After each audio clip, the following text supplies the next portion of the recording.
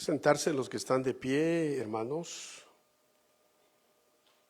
Es bueno alabar, es bueno adorar al Señor como lo hemos hecho todo este tiempo.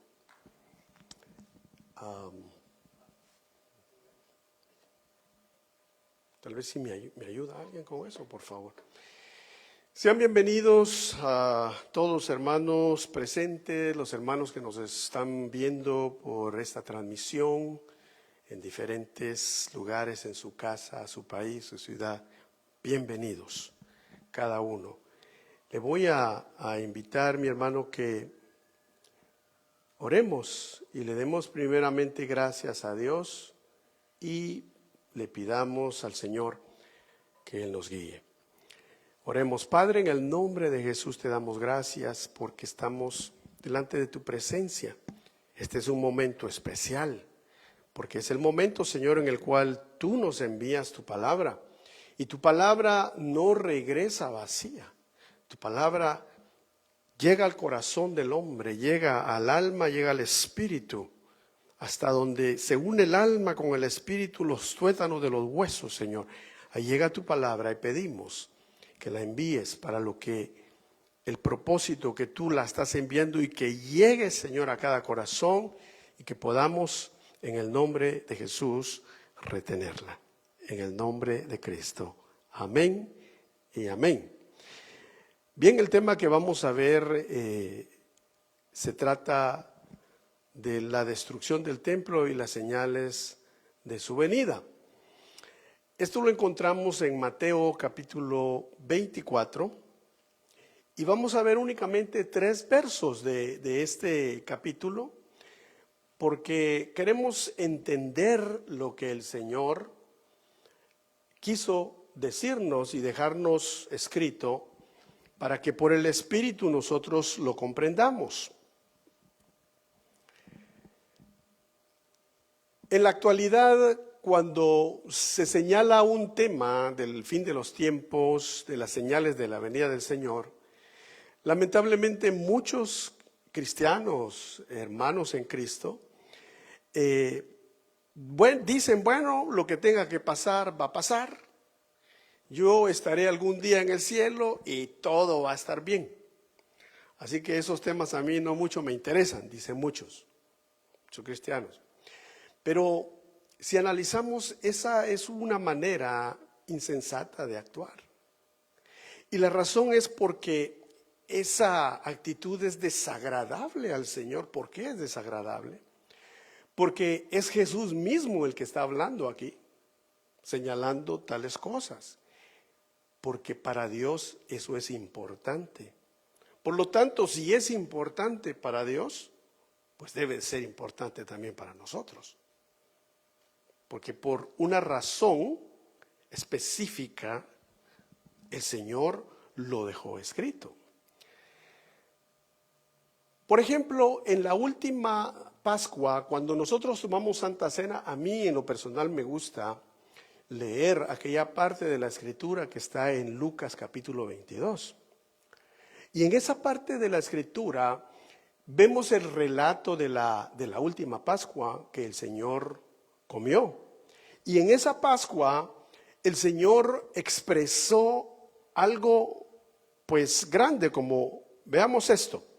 Esto está en Lucas 22, 15 y 16.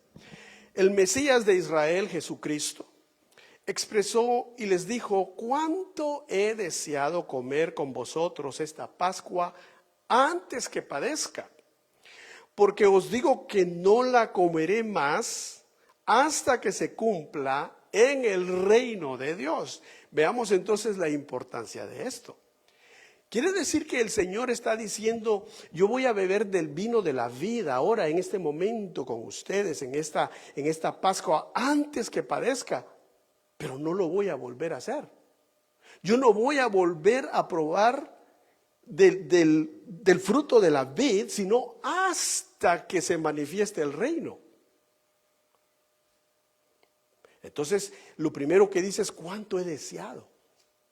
Entonces vemos el deseo del Señor, ¿no? De estar con su pueblo, con sus discípulos, con sus hijos. Pero dice, pero no volveré a beber de ese fruto sino hasta. O sea, hay un periodo de tiempo.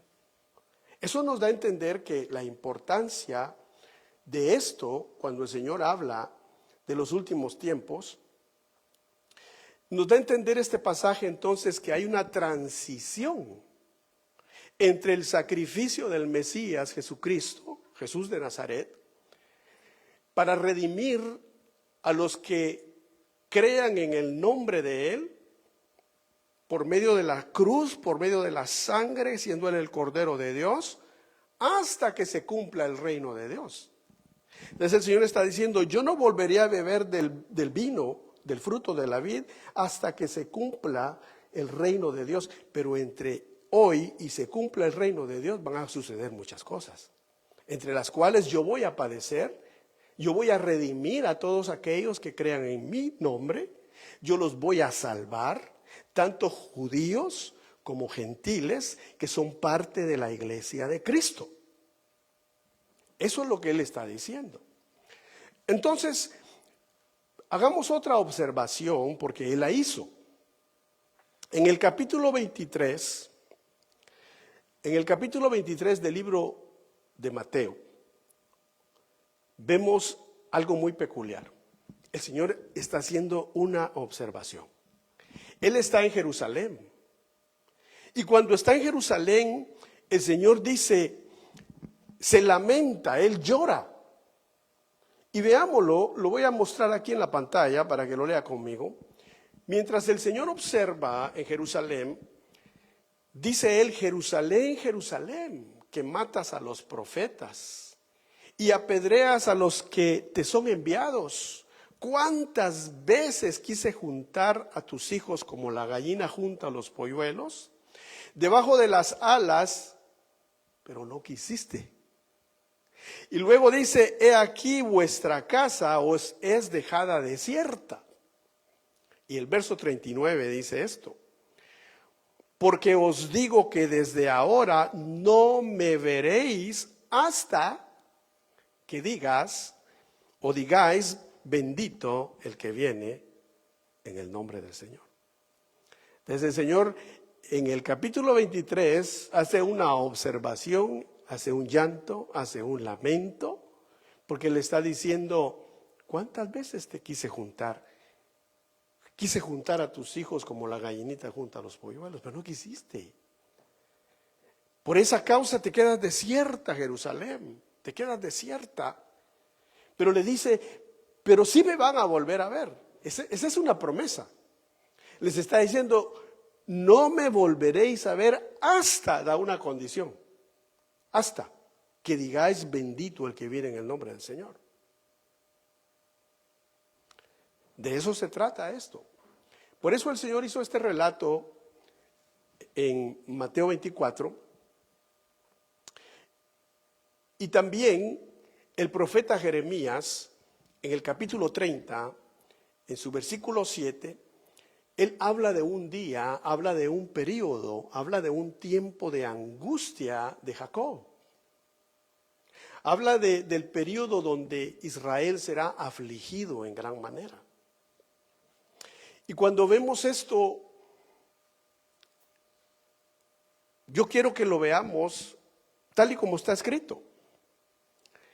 En Jeremías 37 dice, cuán grande es aquel día, tanto que no hay otro semejante a él, tiempo de angustia para Israel, para Jacob, pero de esa angustia será librado. Esto está relacionado con lo que el Señor expresa en Mateo capítulo 23, versos 37 al 39, porque le dice, no me van a volver a ver hasta que ustedes digan, bendito el que viene en el nombre del Señor. Pero mientras, el pueblo de Israel va a sufrir gran angustia.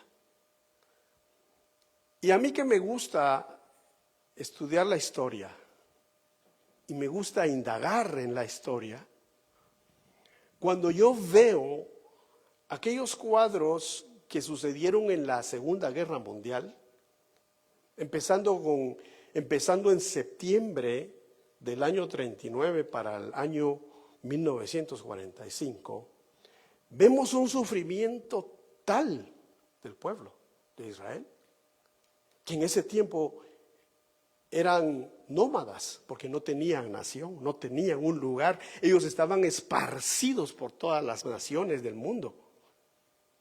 Pero el holocausto fue una cosa horrible. Cuando usted tenga alguna oportunidad, estúdielo. Ahora, yo entiendo por qué el Señor dijo: rogad para que vuestra huida no sea en invierno. Vea cómo está el clima hoy, está muy bonito afuera, hasta calor ya se siente. Pero hace un mes era un frío extremo. Y cuando indagamos en lo que fue el holocausto, ese frío que sentíamos hace un mes no es nada comparado a los fríos que se vivieron en los años 40, en los inviernos, a donde a los judíos los hacían caminar descalzos en la nieve. Y muchas mujeres perdieron sus dedos porque era tanto el frío. Y cuando las llevaban a los barracones donde los tenían, ahí no había calefacción, ahí no habían sábanas para taparse. Les daba hipotermia, muchas morían del frío. Y así podríamos ver tantas, pero historias terribles. Niños chiquitos dentro de 2 añitos a 7 años, con sus hermanitos que los cuidaban, se escondían, sufrieron hambres. Los soldados alemanes los perseguían a los niños para llevarlos a campos de concentración para eliminarlos. Una cosa terrible. Y aquí dice Jeremías 30:7 que eso no fue el tiempo de la angustia de Jacob. Quiere decir que el tiempo que viene para Israel será peor. Pero por eso el Señor habla en Mateo 24, porque en este pasaje el profeta dice que grande será el tiempo de la angustia de Jacob, pero el Señor lo librará, dice, da la promesa, pero el Señor va a venir Él mismo a librarlos. Veamos entonces aquí algo más. En Romanos capítulo 2, verso 9, no hemos llegado a Mateo 24, no se preocupe, solo ahí vamos a ver 3 versos nada más. Pero esta introducción es importante hacerla, porque en Romanos capítulo 2, 9, el apóstol Pablo nos enseña algo esencial. Nosotros los varones recientemente hemos terminado el libro de los Hechos, de estudiarlo. Con detalle estudiamos verso por verso. Y en cada viaje que el apóstol Pablo hacía, a cada ciudad que él llegaba, él tenía algo muy, muy particular. Él llegaba a las sinagogas, iba a buscar a los judíos primero. Y dice que cuando él les predicaba y les hacía entender por las Escrituras que Jesús es el Mesías de Israel, muchos renegaban y lo echaban de la sinagoga, pero dice que muy pocos creían y se iban con él. Entonces a cada ciudad que Pablo llegaba había un remanente de judíos que creyeron que Jesús era el Mesías. Esos se iban con Pablo, los de la sinagoga se quedaban ahí, pero entonces Pablo comenzaba una iglesia en esa ciudad conformada por judíos y gentiles. Entonces esa es la razón por la cual el apóstol Pablo dice en la carta a los romanos lo siguiente. Esto se encuentra en Romanos capítulo 2, verso 9. Dice: tribulación y angustia sobre todo ser humano que hace lo malo. El judío primeramente y también el griego. Esto quiere decir que así como Pablo llegaba a las sinagogas a predicarle a los judíos, las tribulaciones llegaban primero a los judíos, pero no se quedaban ahí. Seguían con el griego, o sea, con los gentiles. Entonces, todo lo que pasa en Israel, todo lo que se inicia con Israel, no se queda con Israel, siempre va, sigue. Si vamos a la historia de Hitler, él dijo: los judíos son los culpables de que la economía esté mala porque ellos son ricos y todos somos pobres. Exagerando, ¿verdad? Porque hay judío pobre. Y él hizo una cosa terrible, persiguió al pueblo judío, pero no se quedó solo ahí. Porque Hitler mató 6 millones de judíos, pero también mató otros 6 millones de personas que eran gitanos, que eran de piel morena, y todo aquel que eran incapacitados.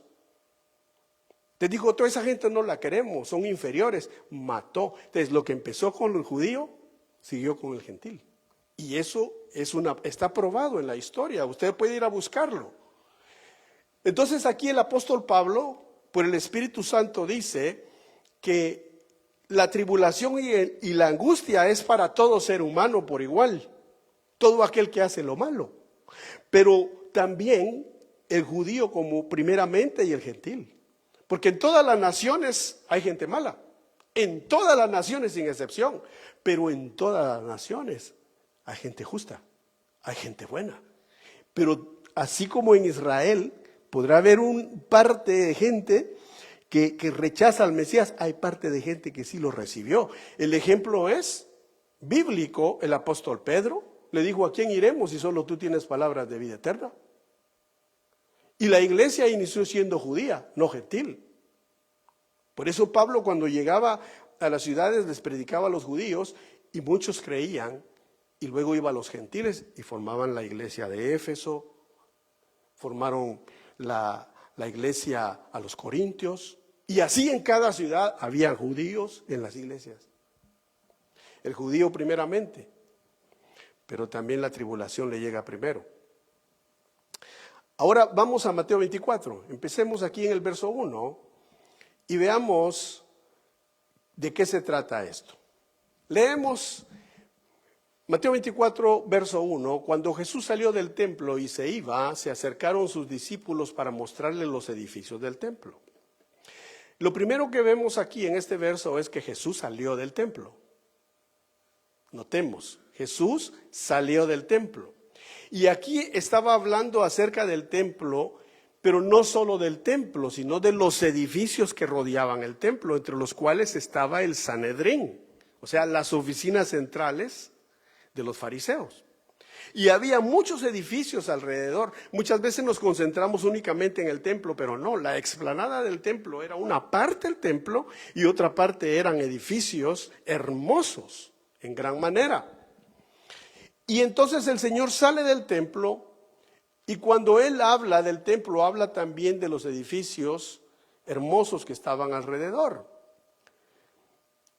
Y lo primero que Él dice es, Él les dice, miren, ninguna piedra quedará sobre otra piedra que no sea derribada. Entonces les está profetizando, ven estos edificios que tomó más de 40 años construirlos. La Biblia dice que el templo fue construido aproximadamente en 46 años. Y eso no es el tercer templo, sino es el segundo templo, como leía hoy Ariel. Cuando llegaron, salieron de Babilonia, de Persia, y comenzaron a reedificar el templo. Cuando en el tiempo de Jesús, antes que Jesús naciera, Herodes el Grande hizo más grande ese templo. Lo hizo maravilloso, pues él mismo. Por eso solo han habido dos. Y era tan hermoso que los discípulos le dijeron, mira cuán hermoso es este templo. Y el Señor les dijo, miren, esto que se construyó en 40 años va a ser derribado.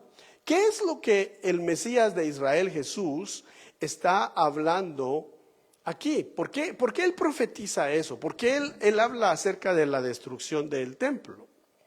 Bueno, Él les está diciendo lo que iba a suceder 40 años después. Porque el templo fue destruido 40 años después de la muerte y la resurrección de Jesús. Pero se cuenta y se dice 70 después de Cristo, porque se cuenta desde el año que Jesús nació para cuando se destruye el templo eran 70 años.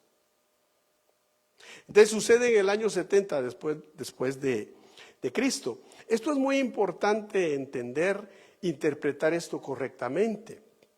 Porque ¿cuál es el propósito de Jesús o Yeshua o Jesús el Mesías de Israel? ¿Cuál es el propósito de él para hablar de estos acontecimientos que sucedieron después de él? Fíjese que lo que sucedió después de él fue la destrucción del templo, la destrucción de la ciudad de Jerusalén y el inicio de una guerra en contra del pueblo judío por parte de los romanos, que condujo esa guerra al más largo y amargo exilio del pueblo judío. Quiere decir que cuando después del año 70 los judíos fueron esparcidos por todo el mundo, fue el exilio más largo. Porque recordemos que cuando Jeremías les decía arrepiéntanse, porque vendrá Nabucodonosor, Jeremías mismo en el capítulo 29, él dice, el exilio durará 70 años. Pero el exilio que sucedió en el año 70 después de Cristo ha sido el exilio más largo y más amargo del pueblo de Israel, porque pasaron aproximadamente 2000 años esparcidos por todas las naciones. Entonces el Señor les está advirtiendo lo que viene. Y esta profecía se cumplió exactamente como el Señor lo profetizó. ¿Y por qué esto es importante? Porque Jesús empieza a hablar entonces de los últimos días, por eso es importante. Por eso es de que muchos no le dan importancia a esto, pero sí es importante. Porque cuando el Señor habla de los últimos días, está hablando el Señor de que los últimos días iban a manifestarse, pero en una manera, con una precisión, cuando el pueblo volviera a su tierra, después de un exilio aproximadamente de 2000 años. ¿Qué pueblo en la tierra, dígame usted, ninguno, qué pueblo en la tierra después de un exilio tal pudo guardar su lenguaje? Pudo guardar, ellos hablan hebreo, guardaron eso, aún estando esparcidos por todos lados, y regresaron, y es una nación que revivió ese idioma. ¿Pero por qué? Porque así Dios lo quiso. Porque Dios estableció que cuando ellos volvieran en el año 1948, se evidenciara. Yo he oído personas que me dicen, y tienen razón, y yo mismo lo he pensado. Y he pensado en mis abuelos, porque mis abuelos eran jóvenes en ese tiempo. He pensado en los padres de mi mamá, en los padres o la madre de mi papá, que en ese tiempo, los años 40, pues eran jovencitos, quizá de unos 20, 25 años, por ahí estaban. Yo me pongo a pensar, y la gente de esa generación, cuando oyeron de Hitler que venía y estaba conquistando toda Europa, dijeron, el anticristo, uy, se manifestó ya el mal. Sí, muchos quizá pensaron eso. Y muchos dicen, ven, muchos hablan del fin y el fin aquí, el fin allá y nunca llega. La diferencia entonces era de que Israel estaba esparcido. La diferencia era que Israel no tenía su tierra, no tenía nación. Pero después de ese gran dolor de parto que hubo, Israel vuelve a su tierra por un mandato, por una votación en las Naciones Unidas, y vuelve en 1948 a ser nación. Entonces, el Señor Jesucristo más adelante dice en Mateo 24, de la higuera aprended cuando su rama está tierna. ¿Y quién es la higuera? La higuera es Israel. Y dice el Señor, de la higuera aprended cuando su rama está tierna, porque el verano se acerca. Eso quiere decir que el Señor está anunciando que cuando la higuera florezca, su regreso es pronto. El regreso del Señor es pronto. Entonces, sí podemos decir que hay evidencia que estamos viviendo los últimos días porque Israel ya está de vuelta. Y lo más interesante es que Israel este año ha cumplido 78 años de ser nación. No es un número cualquiera. Porque dice el Salmo 90, refiriéndose a los hombres. Dice, los días del hombre son 70 años. El fuerte vive 80. Entonces como que hay ahí algo que no define exactamente cuánto es una generación. Porque dice, el Señor Jesucristo en Mateo 24 dice, porque ciertamente esta generación no pasará sin que todas estas cosas sucedan, refiriéndose a toda la tribulación que va a pasar en Israel y en el mundo entero. Entonces aquí vemos nosotros que cuando el Señor está hablando de que Israel en sí va a sufrir una tribulación como nunca la ha sufrido, pero eso es en un futuro, no todavía, lo que ha pasado, el holocausto y todo eso no ha llegado a su clímax todavía. Por eso nosotros, y como lo dice el apóstol Pablo, debemos de predicar a todos, a todo hombre, pero agarrar el ejemplo de Pablo, predicar a los judíos. ¿Cómo le predicamos a un judío? Diría alguien, bueno, yo me ponía a pensar eso mismo y decía, ¿cómo? Bueno, aquí en el área donde vivimos hay muchos y los encontramos por donde quiera. Hay que predicar. Yo le he predicado a muchos, algunos dicen, sí, pero no te van a hacer caso, pero ¿cuál es la diferencia? Si hay muchos que también son gentiles y no hacen caso, ¿no? Con el hermano Néstor hemos andado nosotros evangelizando y hay gente, y también con Jonathan, y hay gente que nos ha dicho, venía un señor con unas botas y un sombrero, nos dice, ¿se acuerda Jonathan? Y nos acercamos a él y nos hizo un desprecio. No, yo no necesito eso. Entonces, lo mismo te hace un gentil, te hace un judío. Lo que el Señor te llama es predica. Tú predica. No hay diferencia. Pero ¿cómo podemos predicarle a un judío? Bueno, hay organizaciones ahora en el mundo que están predicando en Israel y que son judíos cristianos. Pues hay que apoyarlos. De esa manera, indirectamente, no directa, pero indirectamente puedes apoyar sin dejar de hacer lo que tenemos que hacer nosotros aquí. Entonces veamos aquí otra cosa que el Señor está diciendo. Vamos al verso número 3. El verso 2, perdón. Dice, respondió él y les dijo, ¿veis esto? De cierto os digo que no quedará aquí piedra sobre piedra que no sea derribada. Bueno, eso ya se cumplió. Si usted va a Jerusalén hoy, el día de hoy, usted tiene la oportunidad. Bueno, ahorita pues está la guerra, pero yo estaba viendo videos que se ve bien tranquilo. Pero claro, siempre se dan momentos difíciles, ¿no? Pero nosotros tuvimos la oportunidad de estar allá recientemente con mi esposa. Y cuando uno va a Jerusalén, usted ve las piedras ahí, tal, al pie de la letra, como lo dijo el Señor, no quedará piedra sobre piedra que no sea derribada. Y uno va a áreas a donde no se puede tocar esa área por razones políticas, geopolíticas, etcétera, pero ahí están las piedras tiradas. Tal y como lo dijo él, no quedará piedra sobre piedra que no sea derribada. Entonces, vemos algo más, que luego, en el verso 3, ellos cambian de ubicación. Ve aquí. Y estando él sentado en el monte de los olivos, les dijo, se le acercaron aparte. Ve que primero salieron del templo, estaban allá en la explanada. Toda esa explicación del verso 1, el verso 2 fue en la explanada del templo. Pero en el verso 3, ellos caminaron para el monte de los olivos, que está aproximadamente como a unos 2 kilómetros de ahí para arriba.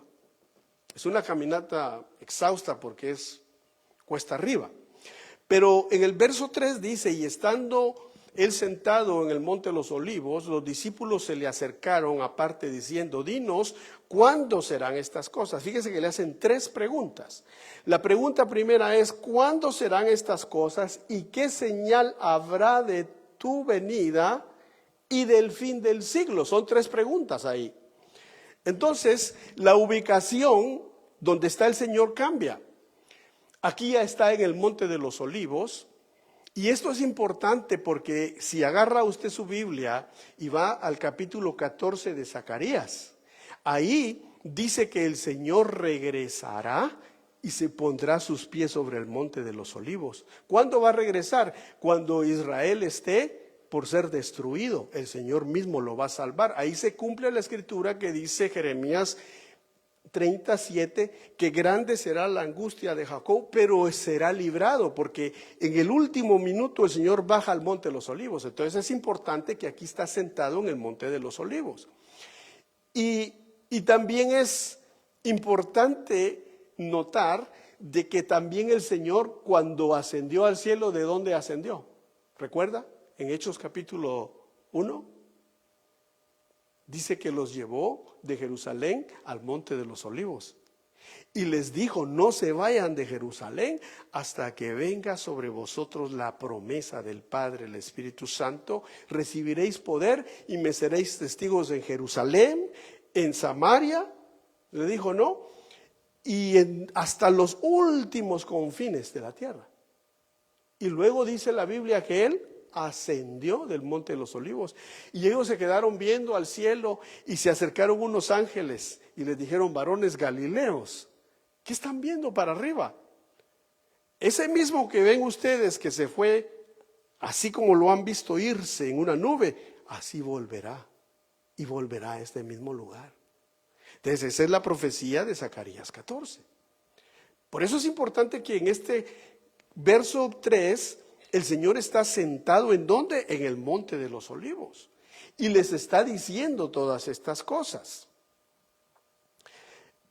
Ahora también es importante porque ellos, la primera pregunta es, fíjese, la primera pregunta es, ¿cuándo sucederán estas cosas? La segunda pregunta es, ¿cuál es la señal de tu venida? La venida, esa palabra es una palabra griega que se llama parusía. Y esta palabra parusía tiene dos significados. La primera la encontramos nosotros en el libro de Tito, o en la carta a Tito, escrita por el apóstol Pablo, en el verso 13 del capítulo 2. Dice, aguardando la esperanza bienaventurada y la manifestación gloriosa de nuestro gran Dios y Salvador, Jesucristo. Entonces ahí se está refiriendo a la palabra parusía. ¿Cómo? Porque cuando el Señor venga, va a venir por su pueblo, va a venir por los creyentes judíos y gentiles, no importa. Porque muchos piensan que que muchos judíos no son cristianos. Hay mucho judío cristiano, mucho en el mundo. Claro, comparado a la iglesia en sí son pocos, pero son bastantes. Entonces el Señor, cuando se manifieste en su venida gloriosa, va a venir por los creyentes judíos y gentiles, y eso se llama el rapto o el arrebatamiento de la iglesia, la parusía. Por eso ellos le preguntaron. La pregunta de ellos fue, ¿cuándo sucederán estas cosas y qué señal habrá de tu parusía? Entonces, aquí está hablando el apóstol Pablo a los hermanos que Tito ministraba, y les dice, habrá una manifestación gloriosa de nuestro gran Dios y Salvador Jesucristo. Eso se llama parusía. Pero también vemos que hay la parusía en cuanto a la venida del Señor. Fíjese que también en 1 Tesalonicenses 3:13 dice, para que sean afirmados vuestros corazones irreprensibles en santidad delante de Dios nuestro Padre en la venida de nuestro Señor Jesucristo con todos sus santos. Entonces, esta es la segunda venida, la parusía, porque también es la misma palabra que se aplica a parusía, pero es la venida donde todo ojo le verá. Es la venida donde Él va a venir sobre el monte de los olivos, va a poner los pies, el monte se va a partir y luego empieza una era nueva para el mundo, tal como lo conocemos. Hoy conocemos un sistema de gobierno. Cuando el Señor venga, se va a cumplir las palabras que Él dijo. Yo no volveré a probar del fruto de la vid, sino hasta que sea instalado el reino. Entonces, cuando el Señor ponga sus pies sobre el monte de los olivos, entonces va a haber un cambio. Va a haber un cambio, Él viene a instalar su reino. Pero aquí todo ojo le verá. Por eso dice aquí en 1 Tesalonicenses 3:13, para que sean afirmados vuestros corazones, ¿cómo? Irreprensibles en santidad delante de Dios nuestro Padre. ¿Cuándo? En la venida de nuestro Señor Jesucristo. ¿Con quiénes viene? ¿Con quiénes viene? Notemos que Él viene con alguien, con todos sus santos. Entonces quiere decir que el Señor ya vino en la parusía, cuando se llevó su iglesia, porque la iglesia, el rapto se da antes de la ira.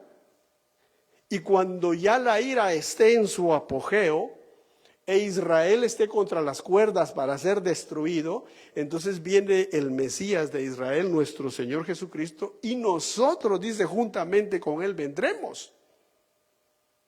Entonces la palabra parusía ahí se aplica la venida literal. Ahí es donde muchos se confunden.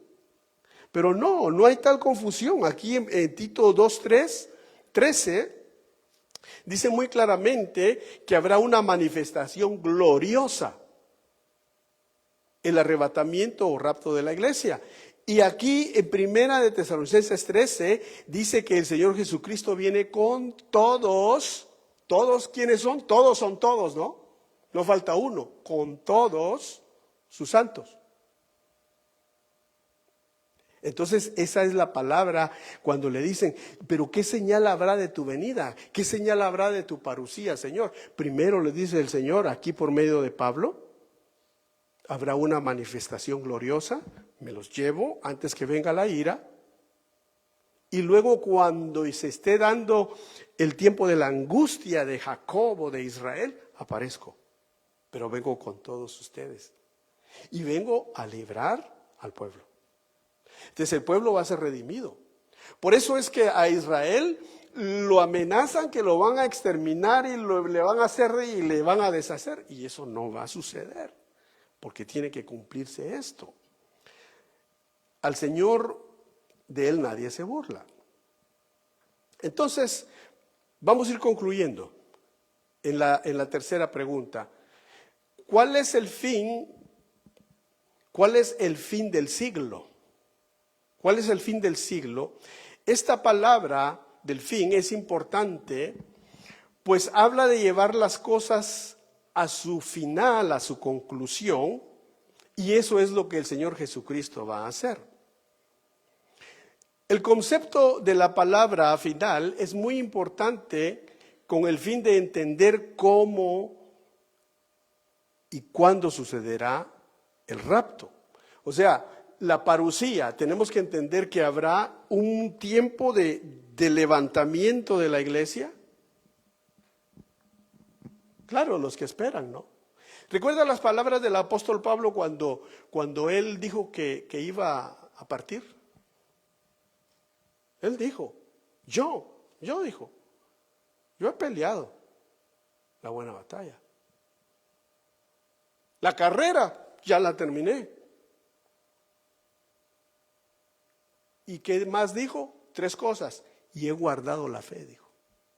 Por lo demás, me espera, pero la corona de justicia, dijo, pero no solo a mí, sino a todos aquellos que aman la venida del Señor. ¿Y sabe qué es amar la venida del Señor? Es purificarse uno a sí mismo. Dice el apóstol Juan, el que espera al Señor se purifica a sí mismo, dice. O sea, cuando uno entiende que el Señor puede venir en cualquier momento, entonces eso te anima a purificarte. ¿Cómo? ¿Y cómo te purificas? Pues con el lavamiento de la palabra. ¿Cómo te lavas con la palabra? Cuando la lees, cuando la escuchas y especialmente cuando la practicas.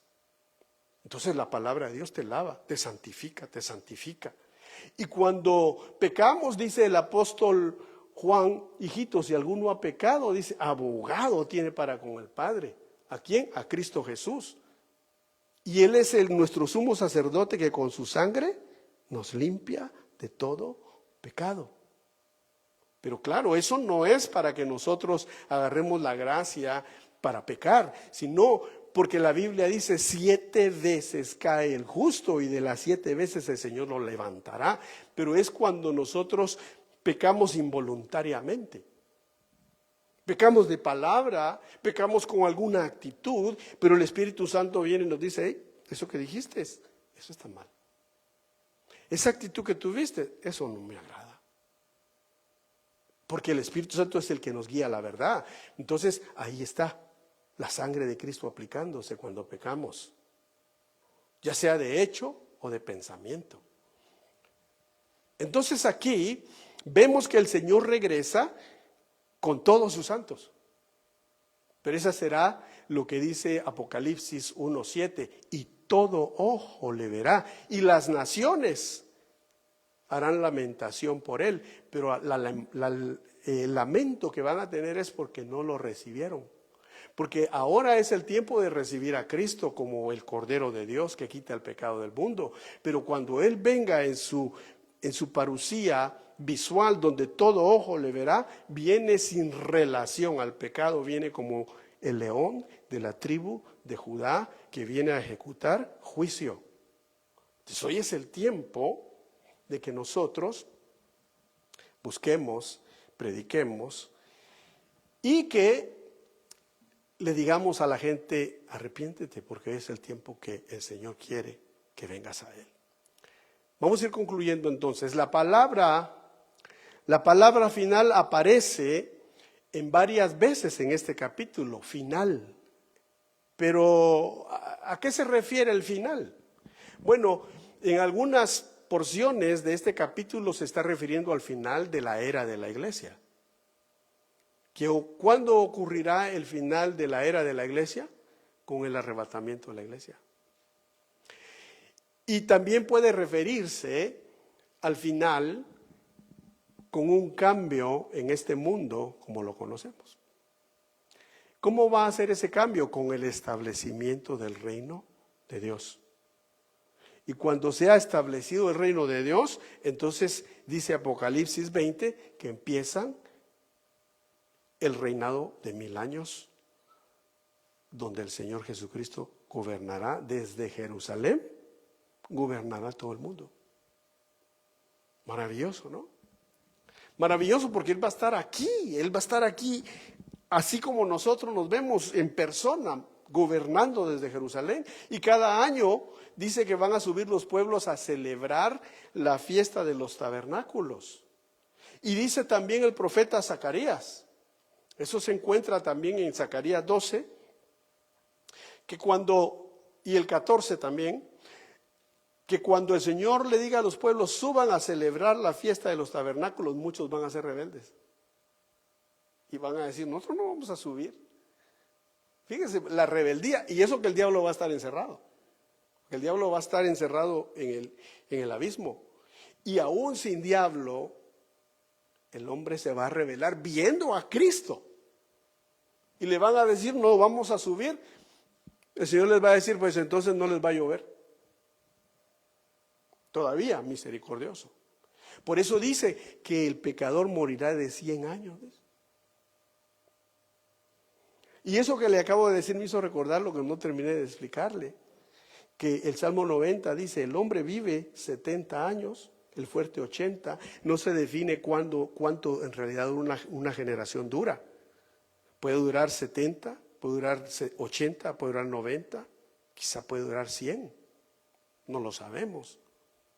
Pero el hecho que Israel tenga 78 años de existencia y el Señor dijo que esta generación no pasará sin que todas estas cosas acontezcan, nos está diciendo mucho.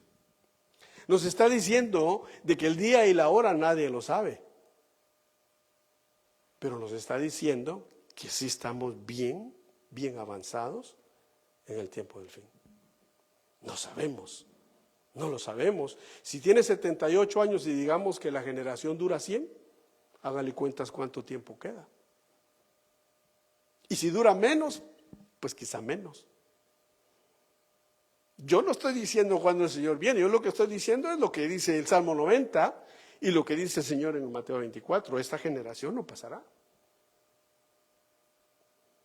Entonces quizá muchos de los que estamos aquí vamos a ver ese momento, pero muchos quizá no, se van antes.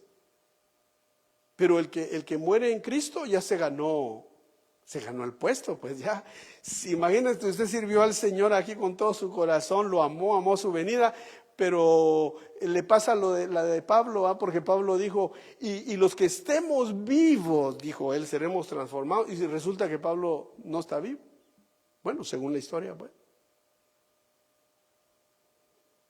Pero murió amando la venida. Entonces, ellos ya están allá listos para venir en la parucía del Señor, juntos con el Señor, porque ya ganaron el grado, pues, se graduaron ya ellos terminaron su estudio, lo único que les falta es su graduación.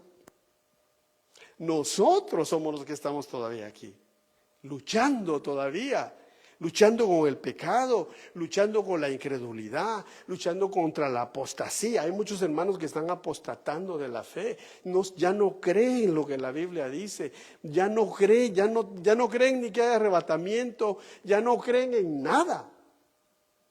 Porque hay un evangelio tan diluido, hay un evangelio que solo le dicen cosas bonitas a la gente. Y eso es lo que muchos siguen, les gusta. Pero el evangelio no es así. El Señor dijo, el que quiera venir en pos de mí, ¿qué dijo? Tome su cruz. ¿Y la cruz qué significa? La cruz significa cargarla para morir. Entonces, el que quiera venir en pos de mí, tome su cruz cada día y sígame. O sea, el camino no es fácil. El camino no es fácil. Pero si Dios está con nosotros, ¿quién contra nosotros? Vamos a orar. Padre, te damos gracias por tu misericordia, por tu amor, porque tú has prometido, Señor, estar con nosotros. Y estás aquí para ayudarnos en todas nuestras necesidades, para librarnos de toda angustia, Señor, para librarnos. Te rogamos en el nombre de Jesús que nos ayudes. Mira a los que estamos hoy en esta tarde, en este lugar. Tú conoces los pensamientos, conoces los corazones, las necesidades. Señor, tu palabra está escrita y hemos venido a hablar de ella. Hemos venido a ver qué es lo que el Mesías Jesucristo nos dejó dicho, nos dejó escrito. A lo que el Espíritu quiere que entendamos, que vivimos tiempos en los cuales necesitamos despojarnos de todo peso de pecado para que podamos correr la carrera con ligereza. Donde estamos viviendo tiempos en los cuales tú nos llamas, Señor, a renunciar a nosotros mismos, a tomar nuestra cruz cada día y seguirte, a practicar el lavamiento de la palabra, Señor, estudiándola, escuchándola y practicándola. Ayúdanos, Señor, perdona nuestros pecados y nuestras faltas que hemos hecho, que hemos dicho de palabra o que hemos hecho mal. Señor, en esta hora lávanos con esa preciosa sangre de Cristo y prepáranos, Señor, para que nosotros podamos ser guiados, gente guiada por el Espíritu. Tu palabra dice que el que es guiado por el Espíritu no es juzgado por nada ni por nadie, porque el Espíritu Santo es el que nos guía. Queremos ser personas así, cristianos así, que creemos la palabra, que la practicamos y que somos guiados, no por nuestros mejores criterios, no por nuestros mejores pensamientos, sino por lo que el Espíritu Santo está diciendo a la iglesia. En esta hora, Señor, pedimos que un rociamiento de la palabra de Dios, de la sangre de Cristo, un rociamiento de la sangre de Cristo, caiga sobre nosotros y nos limpie de pecado, y que la palabra nos lave, la palabra de Dios. en el nombre de Jesús. Gracias, Señor, por darnos este privilegio de estar en este lugar. Gracias por que nos permitiste adorar y alabar. Y gracias por la palabra que nos has enviado, porque tú la envías a tiempo y afuera de tiempo. Y tú dices en tu palabra claramente